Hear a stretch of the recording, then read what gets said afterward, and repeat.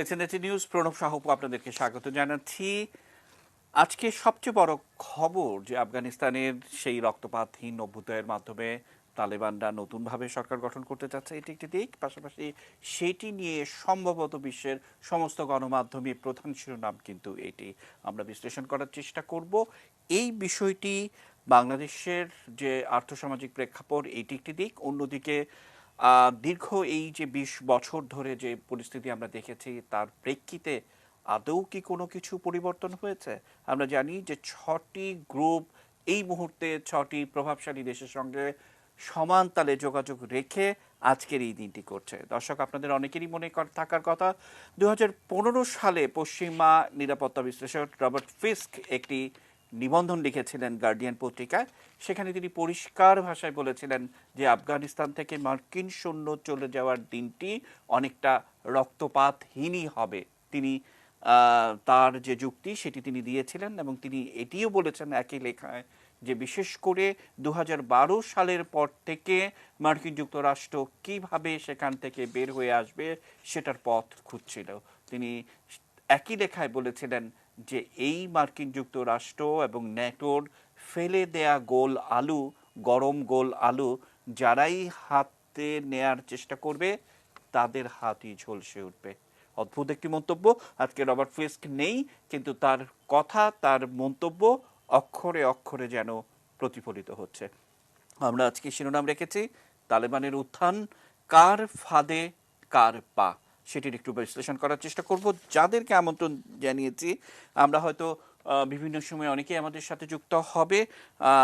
আমরা যাদেরকে এই মুহূর্তে পেয়েছি আমরা সবাই চিনি। পররাষ্ট্র সচিব সাবেক শহীদুল হক স্যারকে পেয়েছি, স্যার স্বাগত জানাচ্ছি। আমরা মেজর অবসরপ্রাপ্ত মোহাম্মদ ইমদাদুল ইসলাম স্যারকে পেয়েছি। আমরা রাষ্ট্রবিজ্ঞানী পাবো, আমরা পাবো আন্তর্জাতিক বিশ্লেষক, প্রত্যেকেই বিভিন্ন সময় তারা যুক্ত হবে। আমরা শুরুতেই একটি প্রতিবেদন দেখব, বিশেষ করে তালেবানের পুনরুত্থান। আমরা বারবার বলার চেষ্টা করছি, রবার্ট ফিস্কো সেটি বলেছে, এটি নতুন করে উগ্রবাদ উস্কে দিবে নাকি স্থিতিশীল সরকারের ধারাবাহিকতা রক্ষা করবে? এটি বিশ্বের গণমাধ্যমে আজকে সবচেয়ে বড় একটা প্রশ্ন। সব গণমাধ্যমে এটি প্রধান শিরোনাম করেছে। আমরা একটু দেখব। আপনাদেরকে জানিয়ে রাখতে চাই আমাদের সঙ্গে বিশেষ করে দেলোয়ার স্যার, ডক্টর দেলোয়ার হোসেন আন্তর্জাতিক সম্পর্ক বিভাগের তিনিই যুক্ত হয়েছেন। স্যার, কৃতজ্ঞতা আপনাকে। এবং আমার ইচ্ছা ছিল যে আপনাকে দিয়ে অনুষ্ঠানটা শুরু করব, আপনাকে দিয়ে করব। আজকে বিশ্বের সেরা সেরা গণমাধ্যমে প্রধানতম যে শিরোনামটি সেটি নতুন করে এই উগ্রবাদকে উস্কে দিবে নাকি স্থিতিশীল সরকারের ধারাবাহিকতা রক্ষা করবে আফগানিস্তান। আমার সহকর্মী শাওন মাহফুজ একটি প্রতিবেদন তৈরি করেছে, সেটি দেখিয়ে দেলোয়ার স্যার আপনাকে দিয়ে শুরু করব। ১৯৮০ সালের ডিসেম্বরের শেষ দিক সোভিয়েত ইউনিয়নের হাতে লেখা হয়েছিল আফগান যুদ্ধের নিয়তি। আফগানিস্তান পরিণত হয়েছিল সোভিয়েত ইউনিয়নের ভিয়েতনামে। নিজেদের অস্তিত্ব রক্ষায় সৃষ্টি হয় আল কায়েদা, তালেবানের মতো জঙ্গি সংগঠন। সোভিয়েত বাহিনী চলে যাওয়ার পর বন্ধ হয়েছিল রক্তপাতের যুদ্ধ, কিন্তু তালেবানের ইসলামী হুকুমাতে ধর্মীয় গোঁড়ামির বিরুদ্ধে আফগানদের লড়াই অব্যাহত ছিল। আবারও রক্তপাত শুরু হয় আল কায়েদার টুইন টাওয়ারে হামলার মধ্য দিয়ে। ২০০১ সালে শুরু হয় প্রতিশোধের নেশায় মত্ত মার্কিনীদের অন্তহীন আফগান যুদ্ধ। বিশ্লেষকদের মতে কাগজে কলমে প্রশিক্ষিত আর পরনির্ভরশীল আফগান বাহিনীকে সহজেই হারিয়েছে তালেবান যোদ্ধারা। সংগঠিত তালেবানের কৌশলের কাছে ধীরে ধীরে পরাজয় বরণ করেছে বিদেশি শক্তি। গোপন গোয়েন্দা তথ্য বলে বহু সৈন্য আর বিলিয়ন বিলিয়ন ডলার খোয়ানো মার্কিনীরাও এক পর্যায়ে বুঝতে পেরেছিল তাদের টিকে থাকা অসম্ভব। তাই তো তালেবানের তারা খেয়ে নয়, বরং দীর্ঘদিন ধরে আলোচনার মধ্য দিয়েই তালেবানের ক্ষমতা দখল ও মার্কিন সৈন্য প্রত্যাহার হচ্ছে। তালেবানকে নিয়ে যাওয়া হয়েছে কাতার কিংবা ওয়াশিংটনে আলোচনার টেবিলে। রাশিয়া, চীন, ইরান, তুরস্ক ও ভারতের সঙ্গে আলোচনার মাধ্যমে কূটনৈতিক সফলতা দেখিয়েছে তালেবান। ধীরে ধীরে জঙ্গি গোষ্ঠী থেকে তাদের রাজনৈতিক গোষ্ঠী হিসেবে পরিচয় করিয়ে দেওয়ার একটা ক্ষেত্র তৈরি করা হয়েছে বলে মনে করেন বিশ্লেষকরা। অনেকের মতে শান্তিপূর্ণ ক্ষমতা হস্তান্তর প্রক্রিয়ার মাধ্যমে তারা বহির্বিশ্বের স্বীকৃতি আদায়ের চেষ্টা করেছে, যেটা ১৯৯৬ সালে তারা পারেনি। এই সংযমী আচরণ তাদের গ্রহণযোগ্যতা বাড়াবে। তবে উগ্রবাদের বিস্তার নিয়ে উদ্বেগ থেকেই যাচ্ছে। তালেবানের বিজয় নিঃসন্দেহে অন্য উগ্রবাদী গোষ্ঠীগুলোকে উৎসাহিত করবে। তবে তাদেরকে সমর্থন দিয়ে আঞ্চলিক স্থিতিশীলতা রক্ষার প্রতিশ্রুতি ভঙ্গ করে তালেবান নিজেদের পায়ে কুড়াল মারবে কিনা তাই এখন দেখার বিষয়। Shaon Mahfuz, desk report, ATN news. আমরা দেখছিলাম শাওন মাহফুজের প্রতিবেদনটি। আমাদের সঙ্গে অধ্যাপক ডক্টর দেলোয়ার হোসেন স্যার যুক্ত হয়েছেন। স্যার, আপনি যুক্ত হওয়ার আগে ঠিক আমরা যে কথাগুলো বলছিলাম যে 2015 সালে গার্ডিয়ানে রবার্ট ফিস্কের একটি বিখ্যাত প্রবন্ধ ছাপা হয়েছিল এই আফগানিস্তান থেকে মার্কিন সৈন্য কিভাবে প্রত্যাহার হবে। তিনি পরিষ্কার ইঙ্গিত দিয়েছেন রক্তপাতহীন সেটি হবে, এবং তিনি এটিও বলেছিলেন যে এই মার্কিন যুক্তরাষ্ট্র এবং ন্যাটোর ফেলে দেয়া গোল আলু যারাই হাতে ধরবে, অর্থাৎ এই গরম আলু, তাদের হাতই ফসকা পড়বে। অদ্ভুত একটা মন্তব্য। আজকে রবার্ট ফিস্ক নেই, কিন্তু আমার কথা হচ্ছে যে বিশ্ব গণমাধ্যমে আজকে গুরুত্বের সঙ্গে এই খবরটি প্রচারিত হচ্ছে যে নিয়মতান্ত্রিক ধারাবাহিকতা নাকি আবারও উগ্রবাদের চাষাবাদ, অর্থাৎ উগ্রবাদ উস্কে দেওয়ার বিষয়টি। দেলোয়ার স্যার কি যুক্ত করবেন? ধন্যবাদ আপনাকে।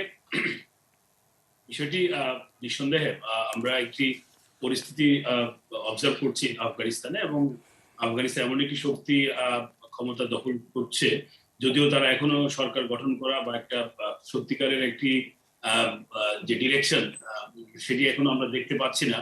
কিন্তু এখন পর্যন্ত তাদের যে বক্তব্য, সেই বক্তব্যের মধ্যে তারা একটি বিভাজন বা একটি পার্থক্য তৈরি করতে চাচ্ছে যে আফগানিস্তানে সেই তালেবান 1 এবং তালেবান 2 এর মধ্যে যে পার্থক্য সেটি তারা তৈরি করবে, অর্থাৎ তারা শান্তিপূর্ণ ক্ষমতা গ্রহণ করা কিংবা তাদের অতীতের যে আচরণ, যে অত্যন্ত নিবর্তনমূলক এবং প্রচন্ডভাবে কট্টরপন্থী, সেই আচরণের জায়গাতে নারীদের সঙ্গে তাদের যে সম্পর্ক, এগুলোর ব্যাপারে তাদের মুখ থেকে আমরা অনেক বক্তব্য শুনতে পাচ্ছি। কিন্তু এই মুহূর্তে এই ধরনের রাজনৈতিক বক্তব্য যেটি আসলে উদ্দেশ্যই হচ্ছে যে তাদের ক্ষমতাটাকে সুসংহত করা।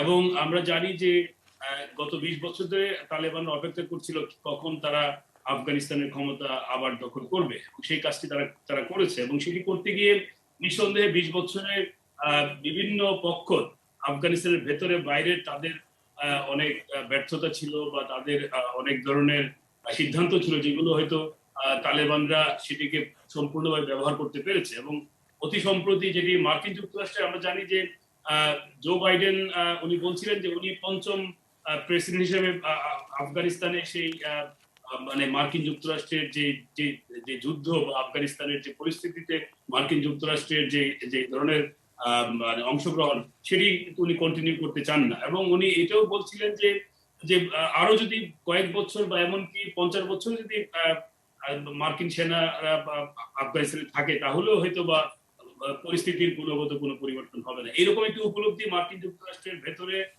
বিভিন্ন কারণে হয়েছে। একটি হচ্ছে আফগান পরিস্থিতির কারণে হয়েছে, একই সঙ্গে মার্কিন যুক্তরাষ্ট্রের ভেতরে যে অভ্যন্তরীণ রাজনীতির যে নতুন একটি ল্যান্ডস্কেপ আমরা দেখতে পাচ্ছি, যেখানে ডোনাল্ড ট্রাম্প একটি বড় ধরনের সংযোজন, এবং যিনি মার্কিন যুক্তরাষ্ট্রের ভেতরের যে চ্যালেঞ্জগুলো, সেই চ্যালেঞ্জগুলোকে সামনে নিয়ে আসছেন। পাশাপাশি চীনের সঙ্গে মার্কিন যুক্তরাষ্ট্রের বৈরিতার যে একটা বৈশ্বিক যে একটি স্ট্র্যাটেজিক ক্ষেত্র, সেটি কিন্তু মার্কিন যুক্তরাষ্ট্র গুরুত্ব দিচ্ছিল। ফলে এই তালেবানদের সঙ্গে শান্তি আলোচনা করা অথবা পরবর্তীকালে এই ধরনের ঘোষণার মাধ্যমে মার্কিন সৈন্য প্রত্যাহার, এই সবকিছু কিন্তু আফগানিস্তানে তালেবানদের তাদের যে লক্ষ্য, যে তাদের আবার ক্ষমতা দখল করার যে বিষয়টি, সেগুলোকে সহযোগিতা করেছে। তবে আপনি যে কথাগুলো বলছেন যে আজকের যে পরিস্থিতি আফগানিস্তানে আছে, এটি কিন্তু বিভিন্ন গণমাধ্যমে বিভিন্নভাবে আসছে, কিন্তু এটি কিন্তু সহজে অনুমেয় যে শক্তিটি একসময় তারা সামরিক কায়দায় কিন্তু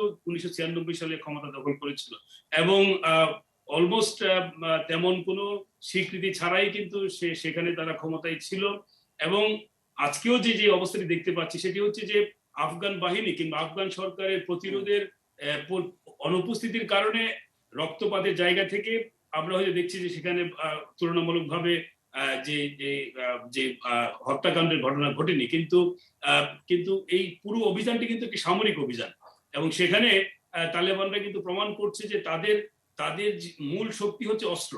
ফলে এবং আপনি যখন এই আফগানিস্তানের প্রেসিডেন্সিয়াল প্যালেস তারা দখল করে, যখন যে ছবিটা আমরা গণমাধ্যমে সর্বত্র ছড়িয়ে বেড়াচ্ছে, যেটি হচ্ছে যে আপনার এই যে টেবিলটি, এবং সেখানে আপনি কিভাবে অস্ত্র উঁচিয়ে আছেন, পুরো শক্তিটাই কিন্তু আপনার তাদের এই অস্ত্র। এবং সেই অস্ত্র ফেলে দিয়ে সত্যিকারের রাজনৈতিক যে শক্তি বা গণতন্ত্রের যে শক্তি অথবা শান্তির যে শক্তি, সেটিকে তারা সেভাবে এমব্রেস করবে কিনা, সেটি কিন্তু সময় বলে দেবে। এখন পর্যন্ত আমি খুব একটা আশাবাদী না, বরং এই তালেবানদেরকে ভোট করে যে ধরনের জঙ্গি গোষ্ঠী অতীতে বিভিন্ন তৎপরতা চালিয়েছিল আফগানিস্তানে, পাকিস্তানে কিংবা বিশ্বের সর্বত্র, তাদের কিন্তু একটা এখন অনেক আমি বলবো যে একটা আনন্দের দিন, এবং তারা তাদেরও কিন্তু একটা ভূমিকা এই তালেবানদের এই বিজয়ের পেছনে ছিল বা আছে। ফলে তারা কিন্তু চাইবে যে শুধু আফগানিস্তানের নয়, কারণ আফগানিস্তানের এই তালেবানদের যদিও তারা বলছে এখন যে আমাদের লক্ষ্য আফগানিস্তানের ভেতরে, কিন্তু এটি কিন্তু সারা পৃথিবীতে স্বীকৃত যে রাজনৈতিকভাবে বিশেষ করে এই ধরনের একটি অত্যন্ত মানে ইডিওলজি ওরিয়েন্টেড বা রাজনৈতিক মতাদর্শ ভিত্তিক একটি শাসক গোষ্ঠী, তারা কিন্তু তাদের এই যে মতাদর্শের যে প্রভাব সেটি সর্বত্র স্যার, আমি ছড়িয়ে দেওয়ার আসবো। চেষ্টা আমি করবে। যদি আপনার কথা ঠিক বুঝে থাকতে পারি, অর্থাৎ তারা বারবার বলার চেষ্টা করছে আফগানিস্তানের বাইরে তাদের এই আদর্শ প্রচার করবে না, এরকম একটি কথা ইতিমধ্যেই তারা বলেছে।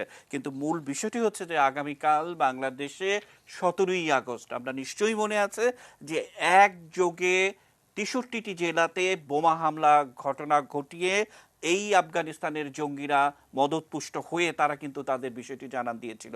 এই অভিজ্ঞতাটা আমাদের রয়েছে, আমরা সেই জায়গাটিতে যাব। আমাদের সঙ্গে বিশেষ করে শহীদুল হক স্যার আছেন, তার কাছ থেকে বাংলাদেশ সম্পর্ক বা তাদের সাথে ডিপ্লোম্যাটিক রিলেশন হবে কি হবে না সেই বিশ্লেষণ তো আমরা শুনতেই পারি। কিন্তু তার আগে যে প্রশ্নটি সবচেয়ে বেশি সাধারণ মানুষের মনে, যে এই মুহূর্তে আফগানিস্তানে কে দায়িত্ব নিতে যাচ্ছেন, আমাদের কাছে যে সমস্ত তথ্যপাত্র এবং আন্তর্জাতিক গণমাধ্যমে যা যা প্রকাশিত হয়েছে, 6জন এই মুহূর্তে ঘুরে ফিরে নানাভাবে আলোচনায় এসছে। সেই 6জনের থেকে কে দায়িত্ব নিচ্ছেন এবং এই 6জনের সঙ্গে আবার আলাদা আলাদা রাষ্ট্রীয় যোগাযোগ, আমরা চীনে যেতে দেখেছি, আমরা রাশিয়ার সাথে যোগাযোগ করতে দেখেছি, এবং তুরস্কের একটা উগ্র সমর্থক গোষ্ঠীও তাদেরকে সমর্থন দিচ্ছে। ভারত অর্থনৈতিকভাবে সামাজিক কিছু কর্মকাণ্ড করার চেষ্টা করেছে, সেটি নিয়েও আবার পাল্টা মন্তব্য আমরা শিখেছি। আমাদের সঙ্গে নিরাপত্তা বিশ্লেষক এমদাদ স্যার আছেন, তার কাছ থেকে শুনবো যে এই মুহূর্তে 60 বছর বয়সী হাইবাতুল আখুন্দার, যিনি এই মুহূর্তে অজ্ঞাত অবস্থান থেকে তিনি তালেবানদের নেতৃত্ব দিচ্ছেন, এটি একটি দিক। আবার সবচেয়ে গুরুত্বপূর্ণ লোকটিকে, তিনি হচ্ছেন সিরাজউদ্দিন হাক্কানি, তিনি মুজাহিদ কমান্ডার জালালউদ্দিন হাক্কানির ছেলে, এবং সেই ব্যবসা বাণিজ্য থেকে শুরু করে এবং বিভিন্ন নিয়ন্ত্রণ কিন্তু তার হাতে।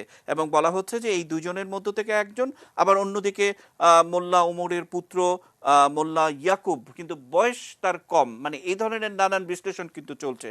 কিন্তু সেই ধারাবাহিকতায় প্রত্যেকেরই পিছনে কোনো না কোনো বড় অংশ রয়েছে, মানে রাষ্ট্রের কথা বলছি, যে তাদের অবস্থান রয়েছে।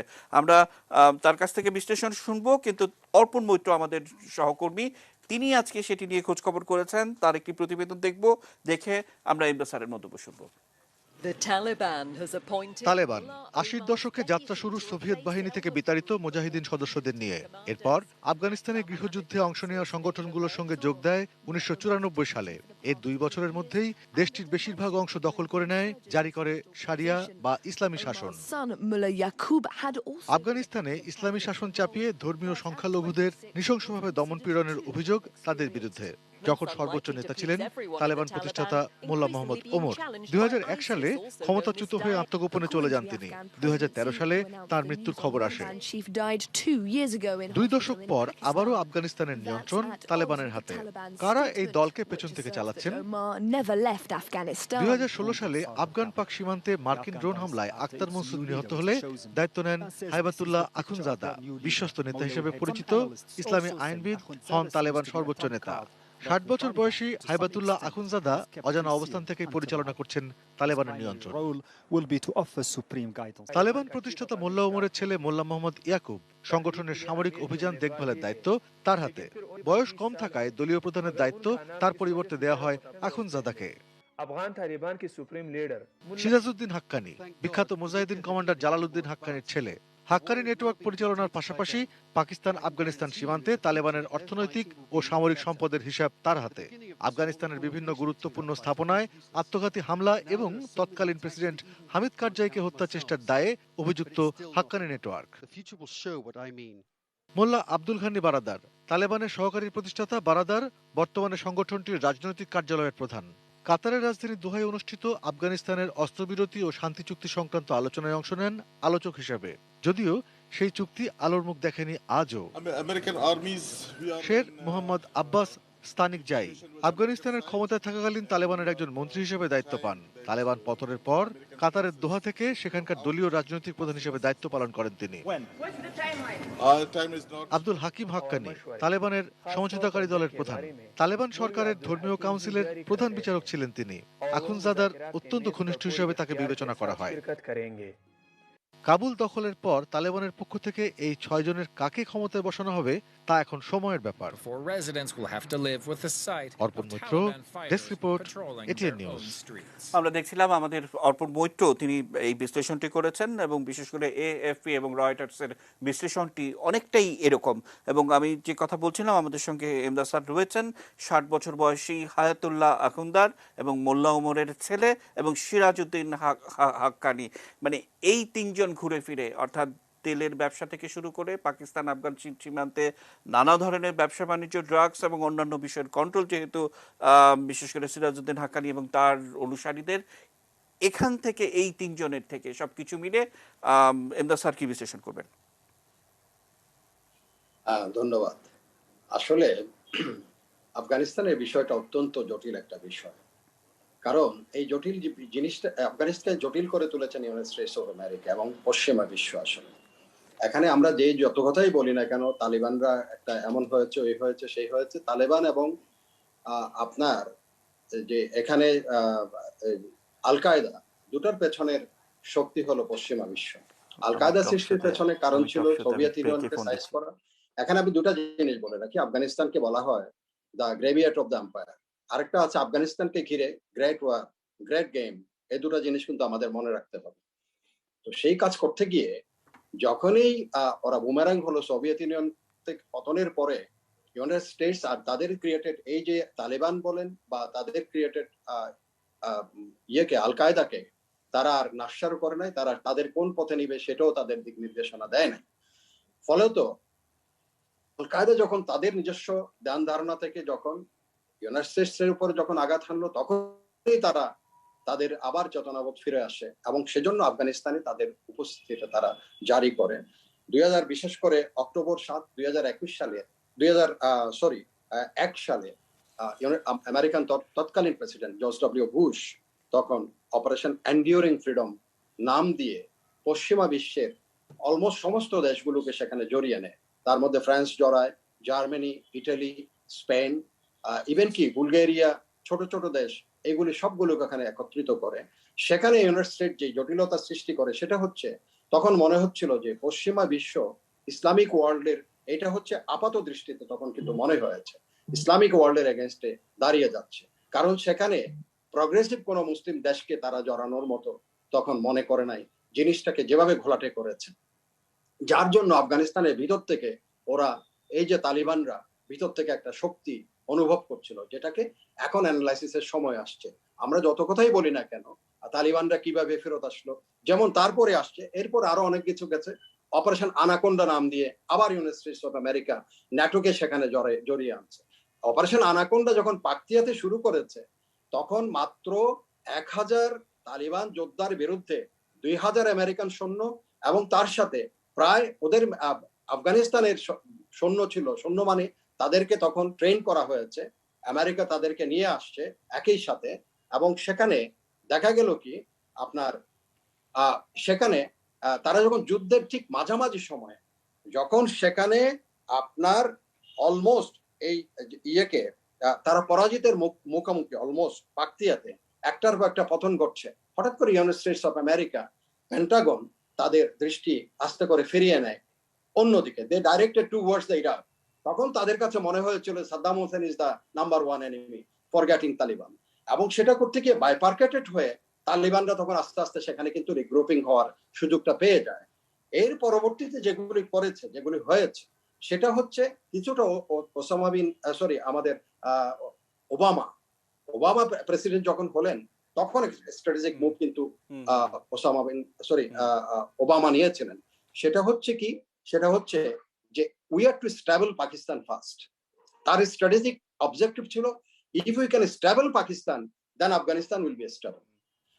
পাকিস্তানকে স্টেবল না করে আপনি আফগানিস্তানকে স্টেবল করা উইল বি ভেরি ডিফিকাল্ট। জি স্যার, ঠিক That is- আপনার কথার সূত্র ধরে আপনি যে কথাটি বলছেন, ঠিক এই মুহূর্তে যে খবরটি আমাদের বার্তা কক্ষে এসছে সেটি হচ্ছে এই যে তালেবানদের এই মুহূর্তে স্বাগত জানিয়েছে পাকিস্তান এবং চীন এবং আরও 3টি প্রভাবশালী দেশ। তারা আর অল্প কিছুক্ষণের মধ্যে স্বাগত জানাবে। মূল কথা হচ্ছে যে কথাটি আপনি বলছেন যে পাকিস্তানকে ঠিক না করে আপনি আফগানিস্তানকে ঠিক করেন, এটি যেমন একটি দিক। আবার যে নেতৃত্বের কথা আমরা বলছি যে বিশেষ করে হাইবাতুল্লাহ আখুন্দার এবং মোল্লা ওমরের ছেলে, মানে এটি নিয়ে যখন কথা হচ্ছে, সিরাজউদ্দিন হাক্কানি যার অর্থনীতি যার হাতে, অর্থাৎ টাকা পয়সা যিনি এই মুহূর্তে নিয়ন্ত্রণ করছেন, এই জায়গাগুলো কারা নিয়ন্ত্রণ করবে, কোন দেশ নিয়ন্ত্রণ করবে, সেটি এখন একটি বড় ব্যাপার হয়ে দাঁড়িয়েছে। অর্থাৎ চীনের পাল্লাটাই এখানে বেশি। স্যার একদম মানে কংক্রিট বিশ্লেষণটা শুনতে চাই আপনার কাছ থেকে। আজকে সিএনএন এর আজকে যেটা যে ব্যাখ্যা,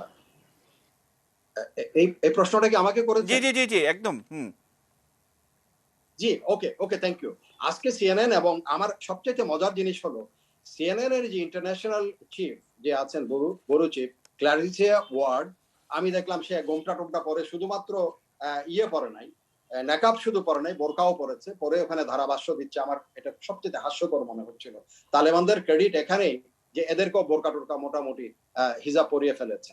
তো ওনার বক্তব্য থেকে তখন শুনতেছিলাম এই কিছুক্ষণ আগেই, ওরা অলরেডি 6 জন পাকিস্তানে, দে আর ইন পাকিস্তান ইন ডিসকাশন।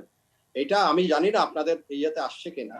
তারা পাকিস্তানে বসে তাদের সরকার গঠনের প্রক্রিয়া অলরেডি আলাপ আলোচনা শুরু করেছে, এবং এটা আমি আপনাকে নিশ্চিত করে বলতে পারি চায়না অলরেডি সেখানে তাদের ব্লেসিংস থাকবে, বাট এটাকে লিড নিবে কিন্তু পাকিস্তান। এবং এই হাক্কানি সরকার নেটওয়ার্কের গভর্নমেন্ট কথা ফর্ম আমরা করাবে। জোরে সোরে জানি, এবং পুরো পাকিস্তান জুড়ে তো বটেই, এবং আফগানিস্তান জুড়ে সীমান্ত, অস্ত্র, টাকা এবং সমস্ত ব্যবসা বাণিজ্য যারা নিয়ন্ত্রণ করতো, এখন মূলত তারাই সেটার দায়িত্ব নিতে যাচ্ছে। এটি হচ্ছে ভেতরের কথা। আমরা আমাদের সঙ্গে শহীদুল হক স্যার আছেন। স্যার আপনি নিশ্চয়ই জানেন যে বিশেষ করে পররাষ্ট্র প্রতিমন্ত্রী আজকে বলেছেন যে আফগানিস্তানে জনগণের মতামতের প্রতিফলন দেখতে চায় বাংলাদেশ সরকার, এমন একটি দিক, এবং সেখানে স্থিতিশীল সরকার গঠন হলে, অর্থাৎ মেয়াদের কথাও বলা হয়েছে 5 বছর বা 4 বছর, সেটির সঙ্গে কূটনৈতিক সম্পর্ক থাকবে কি থাকবে না সেটি নিয়ে ইতিমধ্যেই বাংলাদেশ সরকারের ভাবনা চিন্তা রয়েছে। আমরা একটু সেই প্রতিবেদনটি দেখব, বিশেষ করে আমার সহকর্মীরা যদি সেই প্রতিবেদনটি দেখান, এবং তারপর আমরা ফিরবো শহীদুল হক স্যারের কাছে যাব। আমরা দেখছি যে আফগানিস্তান সন্দেহভাজন প্রতিফলন দেখতে চায় বাংলাদেশ, সেখানে আশিকুর রহমান অপুর প্রতিবেদনটি আমরা একটু দেখব। তালেবানদের কাবুল দখলের পরপরই আফগানিস্তান ছাড়ার হিড়িক পড়েছে। কাবুলের প্রচণ্ড নিরাপত্তাহীনতায় ভুগছেন আটকে পড়া বিদেশি এবং উন্নয়ন কর্মীরা। বাংলাদেশ সরকারের কাছে থাকা তথ্য বলছে আফগানিস্তানে এখনো 7 বাংলাদেশি আটকে আছেন। ইতিমধ্যে 3 জনকে গতকালকে ইভ্যাকুয়েট করেছি। 7 জন আছেন যারা ওখানকার একটা টেলিকম কোম্পানিতে কাজ করেন। আমরা তাদের সাথে যোগাযোগ স্থাপন করেছি এবং তাদেরকে কিছু নির্দেশনা দিয়েছি।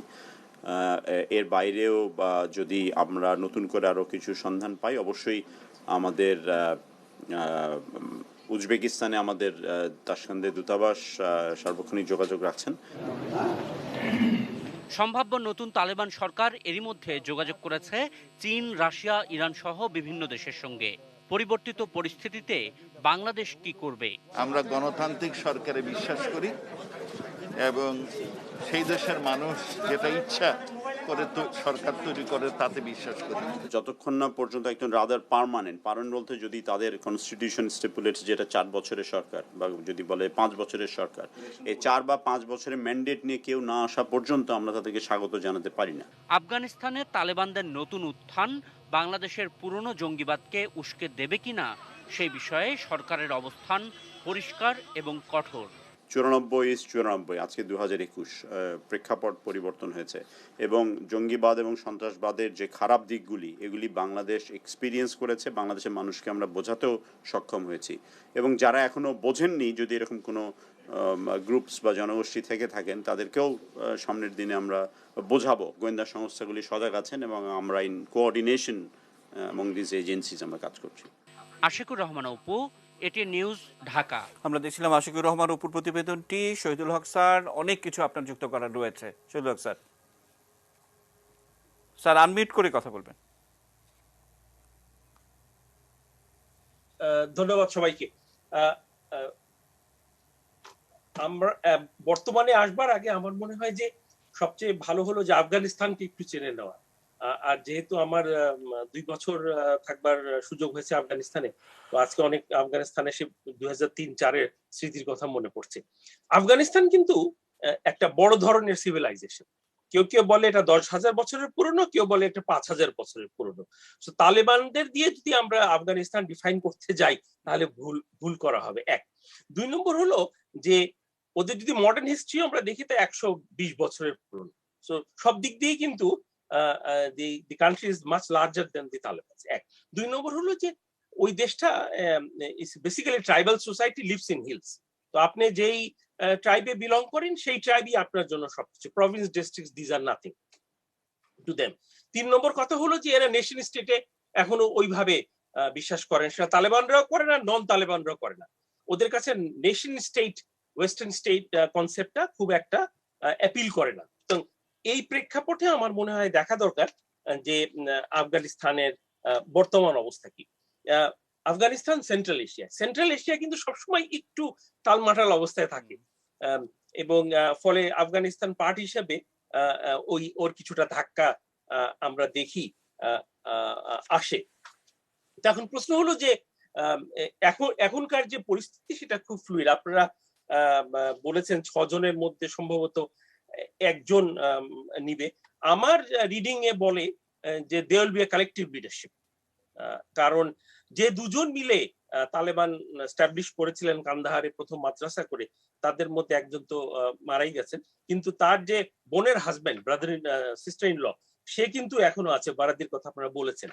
হি is the most elderly leader ওদের মধ্যে, ছেলের চাইতে বা অন্যদের চাইতে। সুতরাং অনেকে তাকেই দেখছে। সে as far as I learned that he has already started for Kabul. তো সুতরাং এটাও ডিপেন্ড করবে যে কোন গোষ্ঠী ক্ষমতা নিচ্ছে। যদি পুরনো যারা আগের দুঃখ দুর্দশা দেখেছেন তাদের মিস গভর্নেন্সের ফল কি হয়েছে, তারা যদি ক্ষমতা নেন এক ধরনের হবে। ইয়াঙ্গার পপুলেশন যদি ক্ষমতা নেন, যারা ঠিক ওই ধরেন 20-22 বছরের বয়স সীমার মধ্যে আছে, তাদের ব্যাপারে কিন্তু তাদের গভর্নেন্স সিস্টেমটাই অন্যরকম হবে। বাট এট দ্য এন্ড তালেবানরা কিন্তু একটা আইডিওলজিক্যাল গ্রুপ, এবং ওদের কাছে মৃত্যু কোনো ব্যাপার না। বেঁচে থাকলে গাজী হব, মারা গেলে শহীদ হব, বেহেশতে যাব। সুতরাং তারা ওই পার্সপেক্টিভে জিনিসটাকে দেখে। তারা ঠিক পৃথিবীর জাগতিক বিষয়ের প্রেক্ষাপটে আফগানিস্তানকে দেখে না। একটা কথা একটু বলে ছেড়ে দিই, সেটা হলো যে এর ফলে ক্ষতিগ্রস্ত কারা হবে? এই যে আমেরিকার অ্যাবসলিউট ফেলিয়ার, সাবসিকুয়েন্টলি পুল আউট, কিছুটা হ্যাফাজার্ড, কিছুটা ডিসগ্রেসফুল ভাবে, এবং তালেবানের টেক ওভার 20 বছর পরে, এর ফলে কিন্তু ক্ষতিগ্রস্ত হচ্ছে আফগান জনগণ, মারা যাচ্ছে আফগান জনগণ। 1 2 নম্বর হলো মহিলারা সবচাইতে বেশি ক্ষতিগ্রস্ত হবে বলে মনে হচ্ছে। কারণ অলরেডি আপনারা দেখেছেন যে যেখানে যেখানে যেই প্রভিন্সে আফগান তালেবানরা এসছে, তারা মহিলাদেরকে they have pushed into their house. আজকে রাস্তাঘাটে খুব একটা মহিলা দেখা যাচ্ছে না। সুতরাং এবং অলরেডি তারা যে 1996 এ যে ফেমাস জেন্ডার ইনসেনসিটিভ একটা অর্ডার ইস্যু করেছিল, ওইটাকে রিভাইভ করেছে। সো আমরা যদি ওই প্রেক্ষাপটে দেখি, সো যতই আমরা বলতে চাই যে তারা 2001-এ আর 2021-এ আর 1996-এ তালেবান এক না, I wouldn't believe it. Exactly sir, আপনার কথা সূত্র ধরে আজকে যখন পররাষ্ট্র প্রতিমন্ত্রী এই কথা বলছিলেন, তখন মনেই হলো যে ভেতরের খুব বেশি খবর তিনি জানেন বলে মনে হলো না। এটি একটি দিক। আবার বিশেষ করে এমদাদ স্যার কিছুক্ষণ আগে যে কথাটি বললেন যে বিশেষ করে পাকিস্তানে যখন এই সরকার কে হবে, কারা হতে যাচ্ছে, সেই বৈঠকটি যখন পাকিস্তানে হচ্ছে, চীন যখন রাতারাতি সমস্ত সাপোর্ট এবং অন্যান্য সুযোগ সুবিধা দেওয়ার অঙ্গীকার করছে, ঠিক তখনই পাকিস্তান জুড়ে যে হাক্কানি নেটওয়ার্কের কথা আমরা দীর্ঘ সময় শুনেছি, যে পাকিস্তানের জঙ্গিবাদ থেকে শুরু করে একটা বড় নেটওয়ার্কের নিয়ন্ত্রণ কিন্তু এই হাক্কানি গ্রুপ তারা কিন্তু পরিচালনা করতো, আমরা জানি যেটি। এবং সেক্ষেত্রে তাদের ইন্টারেস্ট কিন্তু সেই হাক্কানি মানে যিনি হয়তো ক্ষমতা নিলেও নিতে পারেন এরকম একটি দাগ থাকায় তথ্যের ঘাটতি আমাদের সকলের কাছে রয়েছে। বাংলাদেশ সরকারের যারা নীতি নির্ধারক এই মুহূর্তে অন্তত পররাষ্ট্র মন্ত্রণালয়ে, সেটা তো বটেই, মানে এটা তো মানে বলতে আর কোনো দ্বিধা রাখে না।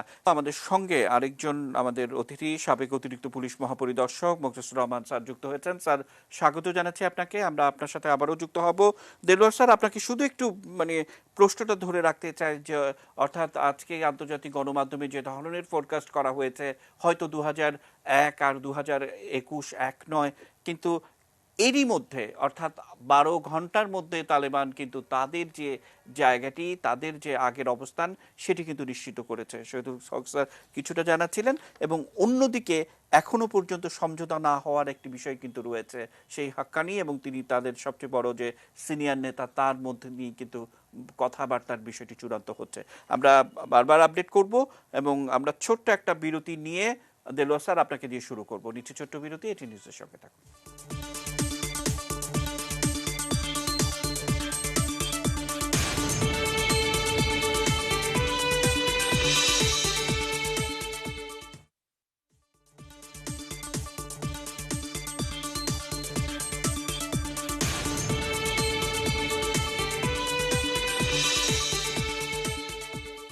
দেখছেন এটি নিউজ, বিরতির পর আবার আমন্ত্রণ জানাচ্ছি।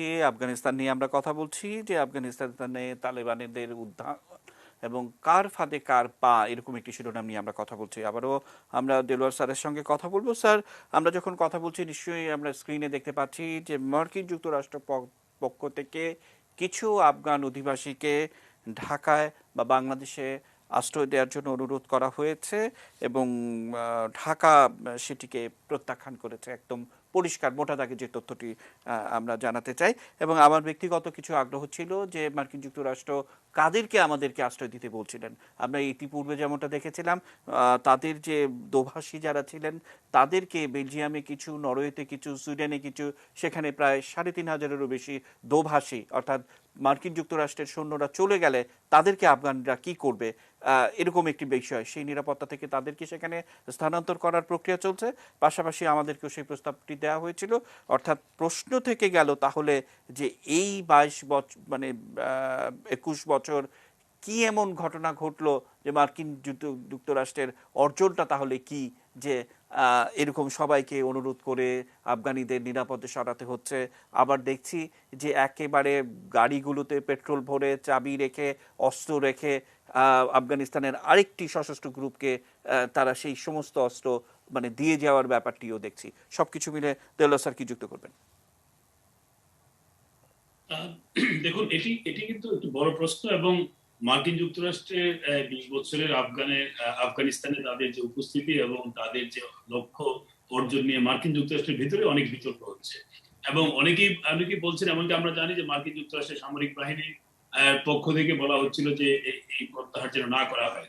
তার মানে এই পুরো মার্কিন সিদ্ধান্ত নিয়ে মার্কিন যুক্তরাষ্ট্রের ভিতরে বিতর্ক আছে এবং এটা নিয়ে কি অর্জিত হয়েছে সেই বিষয় নিয়ে অনেকেরই অত্যন্ত, আমি বলবো যে মানে খুবই মানে প্র্যাগমেটিক ওপিনিয়ন আছে যে এখান থেকে মার্কিন যুক্তরাষ্ট্র $1 ট্রিলিয়ন ব্যয় করার পরেও কিন্তু সে অর্থে তাদের লক্ষ্য অর্জিত হয়নি। যদিও জো বাইডেন প্রশাসন বারবার বলছে যে তাদের লক্ষ্য ছিল 9/11-এর আক্রমণের যে হোতা তাকে আঘাত করা এবং আল কায়দাকে নিশ্চিহ্ন করা। যদিও সেটি পারেনি, কিন্তু আল কায়দার বিরুদ্ধে তারা কিছু ব্যবস্থা নিতে পেরেছে। কিন্তু এটি আসলে একেবারেই এক ধরনের অফিসিয়াল বক্তব্য। তবে এটি সত্য যে 20 বছর একটা দেশে অবস্থান করার পরে এবং সেই দেশের একটি সরকারকে ব্যাপকভাবে আর্থিক, সামরিক সব দিক থেকে সমর্থন করার পরেও তালেবানদের যে ধরনের সামরিক অভিযান, সেই অভিযানের কাছে এভাবে পরাজিত হওয়া এবং বর্তমান যে পরিস্থিতি সেটি নিঃসন্দেহে মার্কিন যুক্তরাষ্ট্রের এক ধরনের কৌশলগত ব্যর্থতা ছিল, যে ব্যর্থতার বিষয়টি অনেক আগেই আলোচিত ছিল। কিন্তু মার্কিন যুক্তরাষ্ট্রের একটা এক্সিটের প্রয়োজন ছিল এবং আমরা জানি যে এই যুদ্ধটি বা এই মার্কিন যুক্তরাষ্ট্রের অভিযানটি মার্কিন যুক্তরাষ্ট্রের ভেতরে অনেক অজনপ্রিয় হয়ে পড়েছিল এবং অনেকটা ভিয়েতনাম সিনড্রোম হিসেবে আমরা দেখতে পাচ্ছিলাম। স্যার সেদিক থেকে স্যার স্যার ভবিষ্যতে যে স্যার আমার একটা ছোট্ট বিষয় যে যা কিছুই ঘটুক মার্কিন যুক্তরাষ্ট্রের ভিতরে, কিন্তু 9 লাখ কোটি ডলারের যে সেনাবাহিনী, অফিসিয়ালি আমরা যে তথ্য উপাত্ত পাই যে প্রায় 2,87,000 সৈন্য, এবং তারা রাতের অন্ধকারে কাগজে কলমে 23,000-এরও বেশি খুঁজে পাওয়া গেল না। তাহলে বিশ্বব্যাপী দুর্নীতি খোঁজা যাদের অভ্যাসে পরিণত হয়েছে মার্কিন যুক্তরাষ্ট্র, তারাই এই কাজটি সেখানে করলো। বিশ্ব গণমাধ্যম কি বলছে? আমি জানি না এই প্রশ্নের উত্তর আপনি দেবেন কিনা, না দিলেও কোনো অসুবিধা নেই। আপনার কাছে কি মনে হয়? না, এই যে দুর্নীতির বিষয়টি তো আসলে আফগান সরকারের ভেতরে, এবং আফগান সরকার মানেই কিন্তু সেখানে মার্কিন যুক্তরাষ্ট্রের যে তাদের যে সমর্থন সেটি একসাথে আসে। ফলে এই দুর্নীতির, শুধু দুর্নীতি না, আমি বলবো যে এখানে দুর্নীতির চেয়ে বড় বিষয় হচ্ছে যে মার্কিন যুক্তরাষ্ট্রের যে বিশাল অর্থের যে ব্যয়, সেখানে কিন্তু একটা শুভঙ্করের ফাঁকি আছে। এখানে মার্কিন যুক্তরাষ্ট্রের সৈন্যদের পেছনে ব্যয় হয়েছে, মার্কিন যুক্তরাষ্ট্রে যে অস্ত্র কেনা হয়েছে তার পেছনে ব্যয় হয়েছে। তার মানে এই টাকাটা কিন্তু মার্কিন যুক্তরাষ্ট্রে ফেরত গিয়েছে। এবং মার্কিন যুক্তরাষ্ট্র যে সমস্ত কন্ট্রাক্টর ছিল, যে সমস্ত আপনার ব্যবসায়ীরা ছিল, কর্পোরেট, তারাই কিন্তু বেনিফিট হয়েছে। ফলে প্রচলিত অর্থে দুর্নীতি আমি বলবো না মার্কিন যুক্তরাষ্ট্রের পক্ষ থেকে, বরং মার্কিন যুক্তরাষ্ট্রের একটি কৌশল যে তারা এখানে $1 ট্রিলিয়ন ব্যয় করার কথা কাগজে করে বলছে, কিন্তু $1 ট্রিলিয়ন হয়তো 90% বা 80% অর্থ তাদের দেশেই ফেরত গিয়েছে, যেটা আমরা ফরেন এডের ক্ষেত্রে দেখি, অন্যান্য দেশের ক্ষেত্রে। স্যার আমি আজকে আশা করেছিলাম যে আপনি হয়তো রবার্ট ফিস্কের 2015 সালের যে বিখ্যাত লেখাটি গার্ডিয়ান পত্রিকায় যেটি ছাপা হয়েছিল, অর্থাৎ তালেবান এমন একটি সূত্র, এমন একটি গরম গোল আলু, যেই হাতে নেবে তার হাতই ফসকাবে, অর্থাৎ সেই লেখার ইঙ্গিতটি ছিল যে 2012 সালের থেকেই আজকের যে চিত্রটি দেখছি সেটি ঘটতে পারত। অর্থাৎ মার্কিন যুক্তরাষ্ট্র তার সৈন্য 2012 সাল থেকেই প্রত্যাহার করার সিদ্ধান্ত বা ফিরে যাওয়ার একটা সিদ্ধান্ত, কিন্তু এবং কয়দিন এই 8 বছর এক ধরনের সমঝোতা করে তারা থেকেছে, এবং সেটি আমরা দেখছি। কেন থাকতে হলো সেটি আপনার কাছ থেকে বিশ্লেষণ শুনবো। আমাদের সঙ্গে শহীদুল হক স্যার কিছুক্ষণ আগে বলছিলেন যে 2000 বছরের সভ্যতা, 1000 কিংবা কম করে হলো 120 বছরের সভ্যতার যে চিত্রটি আমরা দেখলাম, বা শুরু থেকে নারী শিক্ষা সহ এক রাতে ডিক্রি জারি করে হাজার হাজার লাখ লাখ নারী শিক্ষা যারা এগিয়ে নিতেন তাদেরকে চাকরিচ্যুত করেছিল এই তালেবান। কিন্তু এখন সেই কি পরিস্থিতি? তালেবানরা কি চায়? কট্টর ইসলামী রাষ্ট্র প্রতিষ্ঠা নাকি বিদেশিদের হাত থেকে মুক্তি? আমার সহকর্মী শাওন মাহফুজ সেটার খোঁজ খবর করেছেন। আমরা একটু দেখে আবারও শহীদুল হক স্যারের কাছে যাব। পশ্চিমাদের সহায়তায় ক্ষমতায় এসে আফগানিস্তানে বিদেশি শক্তিকে ঠাঁই দিয়ে বহাল তবিয়তে থাকতে চেয়েছিল তালেবান পরবর্তী বিভিন্ন সময়ের সরকার। কিন্তু থেমে থাকেনি তালেবানরা। গত 19 বছর রক্তপাতের ধারা অব্যাহত রাখে তালেবান। বিনিময়ে একটাই চাওয়া, আফগানিস্তান থেকে সব বিদেশি সৈন্যের সম্পূর্ণ প্রত্যাহার এবং একটি সমন্বিত ইসলামিক সরকার প্রতিষ্ঠা করা। এতদিনের লড়াইয়ে প্রথম লক্ষ্য পূরণ হয়েছে। এবার ক্ষমতা দখল করে ইসলামিক আমিরাত বানানোই তালেবানের উদ্দেশ্য। সংগঠনটির উপপ্রধান মোল্লা আব্দুল গনি বারাদারের মতে, ইসলামী অনুশাসনের আওতায় সকল আন্তর্জাতিক আইন ও রীতিনীতি, মানবাধিকার, নারী অধিকার এবং বাকস্বাধীনতার প্রতি তালেবানের সমর্থন থাকবে। এছাড়া নারীর শিক্ষা, চাকুরি, সম্পদের মালিকানা ও ব্যবসা করার অধিকার দেয়া হবে। আর এসব হবে ইসলামী আইন ও জাতীয় স্বার্থের প্রতি লক্ষ্য রেখে। প্রশ্ন ওঠে, আসলেই কি বাস্তবায়িত হবে এসব প্রতিশ্রুতি? উত্তরটাও প্রায় জানা। তালেবানের শাসনামলে ধর্মীয় রক্ষণশীলতা গেড়ে বসেছিল আফগান সমাজে। আধুনিকতা থেকে ধর্মীয় গোঁড়ামির বশ্যতা স্বীকার করতে বাধ্য হয়েছিল আফগানরা। ভুলুণ্ঠিত হয় গণতন্ত্র, ভেঙে পড়ে অর্থনৈতিক কাঠামো। শিক্ষা, সাহিত্য, সাংস্কৃতিক চর্চা নিক্ষিপ্ত হয়েছিল আস্তা করে। আবারও ক্ষমতায় আসছে কৌশলী তালেবান। সাধারণের ধর্মভীরুতা, শরিয়া আইনে বিচার, সরকার ও স্থানীয় প্রশাসনের দুর্বলতা, দুর্নীতি নিয়ে মানুষের ক্ষোভ, বিদেশিদের প্রতি সহজাত ঘৃণা উস্কে দেয়া আর সেনাবাহিনীর বিশ্বাসঘাতকতাকে কাজে লাগিয়েছে তারা। এসবই উদ্বুদ্ধ হয়ে বিভিন্ন জাতিগোষ্ঠীর মানুষ আজ তালেবানের সদস্য। বিশ্লেষকদের মতে, বেশিরভাগ মানুষই কট্টর ধর্মীয় অনুশাসন আর সন্ত্রাসবাদের উত্থানের কথা মাথায় রেখেই তালেবানের আধিপত্য মেনে নিয়েছে। কৌশলের অংশ হিসেবে লড়াইয়ের পাশাপাশি আঞ্চলিক সহযোগীদেরও হাতে রেখেছে তালেবান। চীন, ইরান ও রাশিয়া তাদের আমন্ত্রণ করে বৈধতার কথা জানিয়ে দিয়েছে। তবে বিশ্লেষকদের মতে, তালেবানের আপাতত লক্ষ্য এখন শুধুই ক্ষমতা দখল। প্রতিশ্রুতি রক্ষার ব্যাপারটা পরে দেখা যাবে। Shaon Mahfuz, desk report, ATN news. Shahidul sir, প্রতিশ্রুতির ব্যাপারটা পরে দেখা যাবে, শেষ কথা আমার প্রতিবেদকের, কি কি উত্তর দিবেন? আমি আমি একদম প্রতিবেদক অত্যন্ত সুন্দরভাবে এই জিনিসটা তুলে ধরেছেন। ওনারা মানে তালেবানরা পাওয়ারে যাবার জন্য যা যা করা দরকার, like behaving a good boy, ওইটা ওনারা করছেন। এক, ২ নম্বর হলো যে তালেবানরা কিন্তু কোনো পার্টি না, এটা হলো একটা আইডিওলজি, এবং এই আইডিওলজিরও কিন্তু কোনো নেশন স্টেটের সীমানা নেই। আজকে যদিও বলছেন যে আমরা শুধু আমাদের নিয়ে ব্যস্ত, বাইরের কথা বলছি না, ওই কথাটাও বোধহয় ঠিক না। আসলে ওনারা সারা পৃথিবীতে একটা আইডিওলজির প্রসারের জন্য আন্দোলন করবেন, এটাই স্বাভাবিক। সেই জন্য আমার মনে হয় আমাদেরকে ওই প্রেক্ষাপটে জিনিসটা সবসময় খেয়াল রাখতে হবে। এবং এই পুরো ইসে আফগান জনগণ সবচেয়ে বেশি ক্ষতিগ্রস্ত হবে। আবারও রিট্রেট করি, এর মধ্যে যে মহিলা সমাজ যেটা, তারা আমার মনে হয় আবার অন্ধকারের মধ্যে চলে যাবেন যদি তালেবানরা continue to behave the way they behave. আসলে এই এর এর এন্ড গেম কোথায়? তো আমাকে একজন সাংবাদিক জিজ্ঞেস করেছিলেন যে এন্ড গেম কোথায়। এন্ড গেম হলো যে যেই ৬টা দেশ ওই আফগানিস্তানকে ঘিরে রেখেছে, ওই ৬টা দেশ যদি ওদের হাতগুলো তুলে ফেলে, যেন আফগানিস্তানে যা হচ্ছে ইন্টারনালি হোক, আমরা এটার মধ্যে কোনোভাবেই জড়াবো না, তাহলেই একমাত্র স্টেবিলিটি আসবে, আর না হলে আসবে না। কারণ ওই ৬টা দেশের সবাই ওখানে ইনফ্লুয়েন্স তৈরি করছে। এর মধ্যে সবচাইতে এই মুহূর্তে লাভবান কে হয়েছে? পাকিস্তান, কোনো সন্দেহ নেই এতে। কিন্তু এই হওয়াটা কিন্তু ক্ষণস্থায়ী। পাকিস্তানকে মনে রাখতে হবে যে বিরাট একটা পশতুন পপুলেশন তাদের আছে, এবং তারা এই তালেবানরা কিন্তু দুরান লাইনকে কখনই গ্রহণ করেনি। এটা হিস্টোরিক ফাইট। এক, ২ নম্বর হলো যে তাদের যে আইডিওলজিক্যাল বিলিফ, এর অনেকেই কিন্তু পাকিস্তানেও সাবস্ক্রাইব করে। সুতরাং ওখানে একটা টাইম বোম কিন্তু স্টিকিং, একটা জিনিস মনে রাখতে। আরেকটা আমার মনে হয় যে দেশ যারা সবসময় এই আফগানিস্তানের ব্যাপারে খুবই লো প্রোফাইল মেনটেন করছে, তাদেরকে আমরা দেখছি বেশ বড় প্রোফাইলে আসছে, সেটা হলো চায়না। Very interesting. এবং চায়নার সাথে আপনার যে আফগানিস্তানের যে যোগাযোগ, এটা একটা প্রায় ৩৫০ কিলোমিটার লং ওয়াখান করিডোর আছে।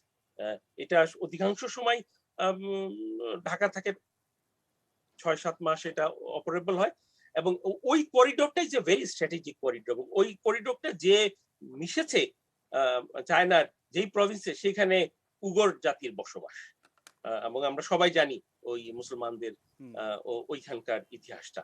সুতরাং ওইখানে একটা বড় কিন্তু উইক পয়েন্ট আছে। সেই জন্য চায়না প্রোঅ্যাক্টিভলি ইনভেস্টমেন্টের কথা বলে একটা রিলেশন তৈরি করতে চাচ্ছে। কিন্তু আমরা ভুলে যাই যে তালেবানদের কাছে আইডিওলজি সবচেয়ে বড় কথা। যদি আইডিওলজির কথা তাদের বড় না হতো, তাহলে ওই ২০ বছর তারা টিকে থাকতো না। তাদের কথাগুলো মারা গেলে শহীদ হব, বেঁচে থাকলে গাজী হব, এর ভিতরে আর কিছু নাই।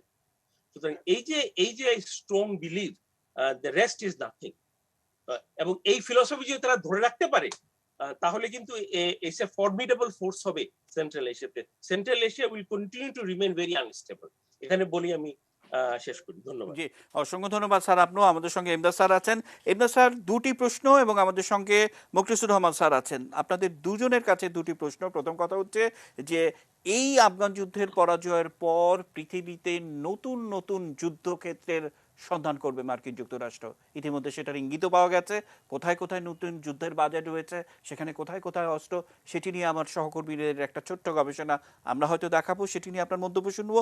অন্যদিকে মুখলিসুর রহমান স্যার, আপনার কাছ থেকে শুনবো, বাংলাদেশ সরকারের পক্ষ থেকে স্বরাষ্ট্র এবং নিরাপত্তা বিষয় থেকে জানানো হয়েছে যে বাংলাদেশে ইতিপূর্বে মুফতি হান্নান সহ থেকে শুরু করে বাংলা ভাই টাংলা ভাই যাদেরকে আমরা দেখেছিলাম, তারা সবাই আফগান ফেরত, এবং এখানে আবার জঙ্গিবাদের মাথাচাড়া দিয়ে ওঠার সম্ভাবনা আছে কিনা ডিএমপি কমিশনার আজকে ব্রিফিং করেছেন। এই ২টি বিষয় নিয়ে আপনাদের দুজনের কাছ থেকে শুনবো। একদম ছোট একটা বিরতি নিয়ে ঘুরে এসে আমরা এই বিশ্লেষণ শুনবো। নিচে ছোট্ট বিরতি, এটি নিউজের সঙ্গে থাকুন।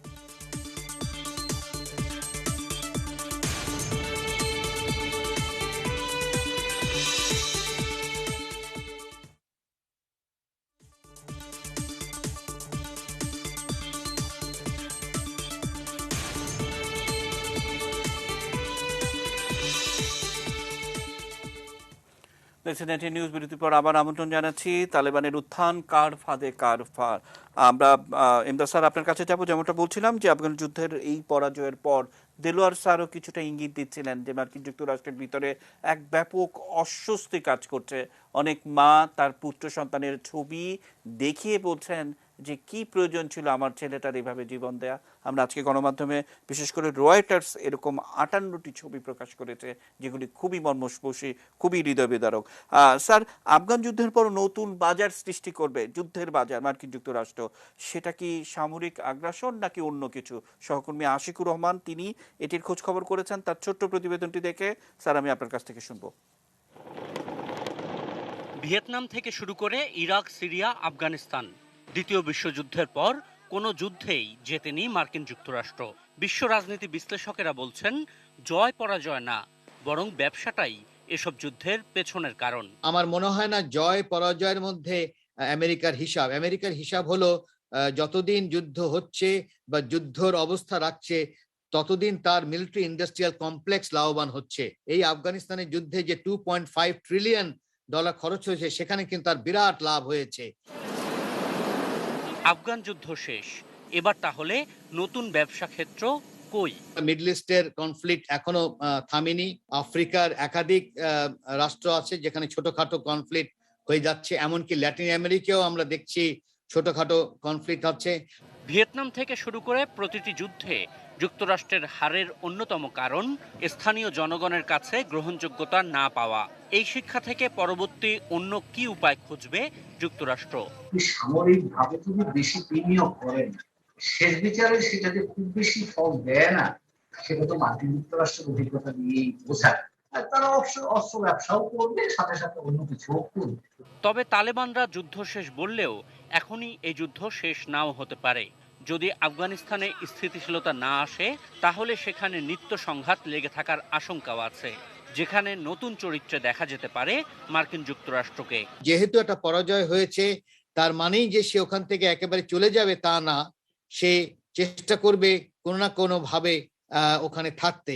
এখন সেটা নেগেটিভ অর্থেও থাকতে পারে, কারণ খুব তাড়াতাড়ি যদি স্টেবিলিটি চলে আসে তাহলে আমেরিকার আরো পরাজয় হবে এবং ওটা নিয়ে আরো সমালোচনা বাড়বে, যার জন্য সেখানে হয়তো অন্য ধরনের রাজনীতির চেষ্টা করবে। আশিকুর রহমান অপু, এটি নিউজ, ঢাকা। আমরা এমদাদ স্যার আপনার মন্তব্য শুনবো যে সেই ধারাবাহিকতায় একেবারে চিত্রটি অনেকটাই পরিষ্কার করার ব্যাপার রয়েছে। এমদাদ স্যার।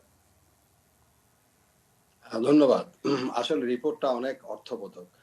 এটা যেখানে ইউনাইটেড স্টেটস অফ আমেরিকা যে একটা দেশও তারা সফলভাবে তাদের যুদ্ধ সমাপ্ত করতে পারে নাই, যেটাকে আমরা বলি successful withdrawal after the victory, এটা কিন্তু আমরা দেখি নাই। এটা ঠিকই যেমন ভিয়েতনামে যে ঘটনা ঘটেছে, লিবিয়াতেও ঘটেছে, যেটা ইভেন কি ইরাকে যেটা হয়েছে, তারপরে সিরিয়াতে যা হয়েছে, ইয়েমেনে যেটা হয়েছে, এবং সর্বশেষ এখন আফগানিস্তানে 20 বছর ধরে আমেরিকার এই পরাশক্তির যে দাপট সেটা কিন্তু লেজগোবর করে। আজকে যেমন আমি আবার বলি, বিবিসি এবং সিএনএন দোকানে দেখাচ্ছিল যে ইউএস স্ট্যান্ডিং জাস্ট ডিফিট, এটা এক ধরনের এমন কেউ কল্পনা করে নাই, লেজগোবর। যেমন একটু আগে আপনি বলতেছিলেন যে আশ্রয়ের প্রশ্ন, 6000 লোক কাবুল এয়ারপোর্টে গিয়ে এখন পড়ে আছে, যেই এয়ারক্রাফট আছে সেদের পিছনে পিছনে দৌড়াচ্ছে। এটা হচ্ছে this are the face of United States of America. আমি আফগানদের বলবো না, এটা আফগানদের না, আফগানদের মাধ্যমে এটা সৃষ্টি করা হয়েছে। একটু আগে আমাদের অ্যাম্বাসেডর শহীদুল হক বলছিলেন যে এটা সবচেয়ে ক্ষতিগ্রস্ত হচ্ছে ওই আফগানিস্তানের জনগণ। আমেরিকা হচ্ছে না, America just they have withdrawn, they have gone back. যদিও তাদেরকে সৈন্য সামন্ত গেছে, ন্যাটোর সৈন্য সামন্ত ক্ষতিগ্রস্ত হয়েছে, এখন আপনি বলছেন যে তারা নতুন বাজার কোথায় খুঁজবে। এবং আমার মনে হয় এই যে বাজার খোঁজার পেছনেই আমেরিকার পরাজয়ের কারণগুলো নিহিত থাকে।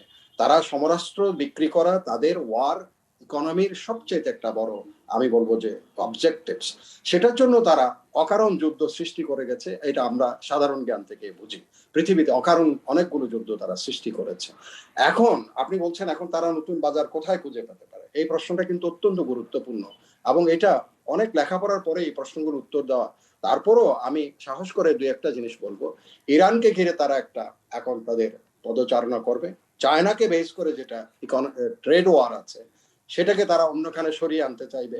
সেখানে আমাদের দূর কিন্তু কথাটা যদিও খুব স্পর্শকাতর, আমি তারপর বলতে বাধ্য হচ্ছি আমাদের দক্ষিণ সীমান্তে অর্থাৎ মিয়ানমারে চায়নার বিরাট একটা স্ট্র্যাটেজিক ইন্টারেস্ট আছে, বিশেষ করে চকপিও ডিপ সি পোর্টকে নিয়ে।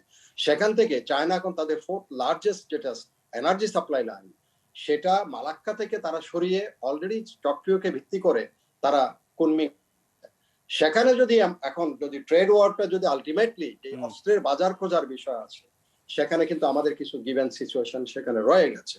সেটা হচ্ছে রোহিঙ্গাদের ভিত্তি করে। এই যে আমার একটা জিনিস আশঙ্কার মধ্যে আমি এটা চিন্তা, এটাও দূর আশঙ্কা, এটা দূর এক ধরনের লেখাপড়া ছাড়াই কথা বলছি। আপনি যে বলছেন আফগানদের এখানে আশ্রয় দেওয়ার কথা বলেছে, তাদের মাধ্যমেও কিন্তু কোন একটা সিচুয়েশন ক্রিয়েট করার হয়তো তাদের পরিকল্পনা থাকতে পারে। স্যার অসংখ্য ধন্যবাদ। এই কথাটাই আমি আপনার মুখ থেকে শুনতে চাইছিলাম শহীদুল হক স্যার। আপনাকে শুধু একটু ধরিয়ে রাখবো, ৩,৬৬৬ জন আফগানকে নতুন করে আমাদের আশ্রয় দিতে হবে, অনেকটা মামার বাড়ির আবদার, কিন্তু ১৫ লাখ রোহিঙ্গাকে যখন তারা পাঠালো, একটা বারো মার্কিন যুক্তরাষ্ট্রকে তাদের ফিরিয়ে যাওয়ার ব্যাপারে তো নয় যে কোনো কিছুতেই আমরা তাদেরকে দেখি না। মাননীয় প্রধানমন্ত্রী জাতিসংঘের মিশনে সেই সময়ে ডোনাল্ড ট্রাম্পকে দেখেছিলেন যে আপনার কাছ থেকে আমরা তেমন কিছু প্রত্যাশাই করি না। মানে এর পরেও তাদের শিক্ষা হবে কিনা জানি না, আপনি ভাবতে থাকুন, আপনার কাছ থেকে শুনবো। আমাদের সঙ্গে বিশেষ করে মোখলেসুর রহমান রয়েছেন। আমরা বলছিলাম যে ডিএমপির একটি ব্রিফিং ছিল, সেখানে আফগানিস্তানের তালেবানদের যে ক্ষমতা দখল সেটি বাংলাদেশের জঙ্গিবাদ উত্থানে ভূমিকা রাখবে কিনা সেটির ব্যাপারে তিনি মন্তব্য করেছেন। একদম ছোট করে সেটি আপনি দেখে মোখলেসুর রহমান আপনার বিশ্লেষণ শুনবো। বাংলাদেশে জঙ্গিবাদের শুরু ১৯৯০ দশকের গোড়ায় আফগানিস্তান ফেরত তালেবান জঙ্গিদের হাত ধরে। ১৯৯৯ সালে যশোরে উদুচির সমাবেশে বোমা হামলা দিয়ে আত্মপ্রকাশ, এরপর নানা ছোট বড় হামলা করে বারবার অস্তিত্ব জানান দিয়েছে জঙ্গিরা। প্রশিক্ষিত এসব জঙ্গিরা বিভিন্ন সময়ে হাত মিলিয়েছে আল কায়দা ও আইএসের সঙ্গেও। তাই আফগানিস্তানের দখল আবারও তালেবানদের হাতে চলে যাওয়ায় চিন্তার ভাঁজ পড়েছে দেশের আইন শৃঙ্খলা বাহিনীর শীর্ষ নেতৃত্বে। এটির একটা ঢেউ কিন্তু আমাদের উপমহাদেশে সব দেশে লাগবে। কোনো ছাত্র অথবা আমার কোনো সন্তান হঠাৎ করে কাউকে কিছু না বলে বাড়ি থেকে চলে গেছে, কোনো যোগাযোগ নাই, কোনোভাবেই তার সাথে কানেক্ট করা যাচ্ছে না, এই তথ্যগুলো পুলিশকে জানানো। দেশি বিদেশি গোয়েন্দা সংস্থার তথ্যের ভিত্তিতে জঙ্গিদের গতিবিধি মনিটরিং এবং মোকাবেলার প্রস্তুতি নেওয়া হয়েছে বলেও জানান পুলিশের এই ঊর্ধ্বতন কর্মকর্তা। তারা বাংলাদেশে যদি ঢোকার চেষ্টা করে তাদের গ্রেপ্তার করা। Mofidul Tapu, ATN news, Dhaka. মোখলেসুর রহমান আপনার বিশ্লেষণ শুনবো। মোখলেসুর রহমান, জঙ্গিবাদের উত্থান এবং তার বিকাশ এটা আফগান মুজাহিদদের হাত ধরেই চলে।